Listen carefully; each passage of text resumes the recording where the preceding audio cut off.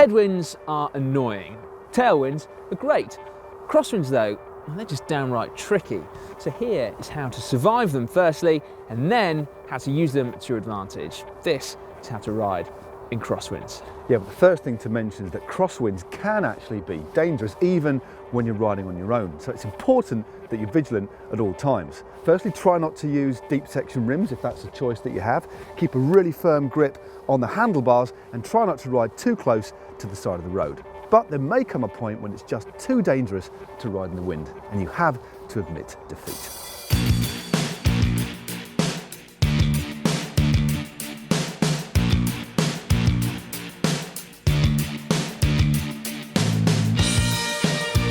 When you're riding on your own, you're just going to have to grit your teeth.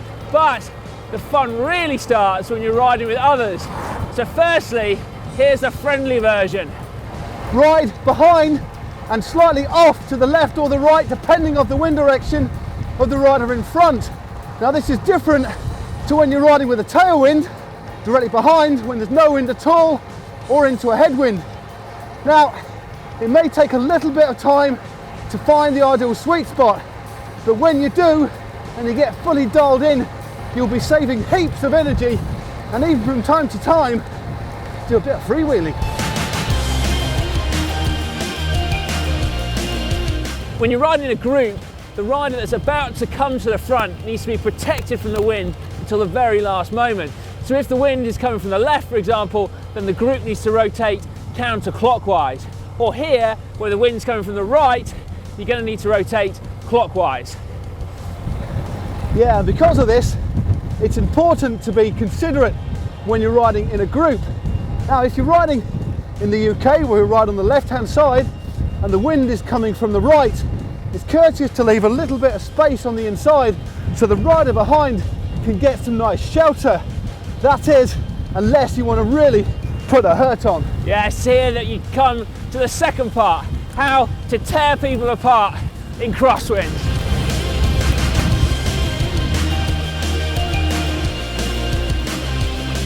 If you've ever watched much professional cycling on TV, you may well have seen echelons form in crosswinds. Now this is a point in the race where the strongest and the savviest take time from their rivals at a point that ordinarily, without the wind, would have had a pretty insignificant part in the outcome of the race.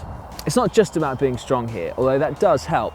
You'll often see the same group of riders crop up at the front in this kind of situation time after time. So it's really worth learning the technique to make sure you can take advantage of the weather conditions. So firstly, it's important that you make sure you're at the front of the race as you start to hit a section of crosswinds. If you're too far back, there is no way you can make the split, no matter how strong you are. So you don't want to hold back here. There's no point at which you want to pace yourself. You have to make that front group at all costs, because there are no second chances. Riding in crosswinds are one of the few occasions where it's actually going to save you energy by rotating through and off as part of the group. And also, if you get caught in the gutter on your own, it won't be very long before you get flung mightily out the back with the reversing lights on. The most efficient place to ride is right in the gutter, staying out of the pace line, but still being sheltered from it. It's a difficult place to stay, but it's a skill well worth mastering. And with this in mind, and if you want to make somebody really suffer, you don't want to offer them any protection at all. And by putting Simon right in the gutter, he's getting hardly any benefit from my slipstream. And if, and it's a very big if, I'm stronger than him, I should actually drop him. Something I couldn't do without the help of a crosswind. What you can also do is gang up with your teammates and launch a combined attack. So 4 or 5 of you could rotate through, but stick everyone else in the gutter, meaning that you may well be able to drop riders far stronger than you and force a split where your team completely dominates their numbers. A real pro tip is to know your route, so you've got a good idea where the crosswind sections would be. So that may be studying in detail a map of the course, and also using a weather app the night before the race. And one thing that's also a big advantage is simple local knowledge. Now what it'll mean is you can actually put yourself in the right position, right near the front of the bunch, just before you hit the section, which logically will be just before a change in direction.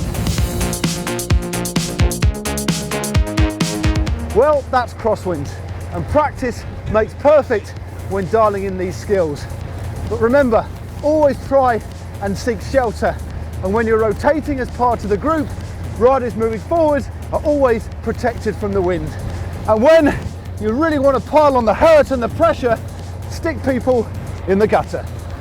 Now, if you want tips on how to ride into a headwind, which is a masochistic as opposed to a sadistic pursuit, then you can click just up there. Or see just how much effort you can save by slipstreaming in Crosswinds, you can click just down there for a video on that. And to subscribe to GCN, there's going to be a globe in here somewhere. I don't know where. Click on that.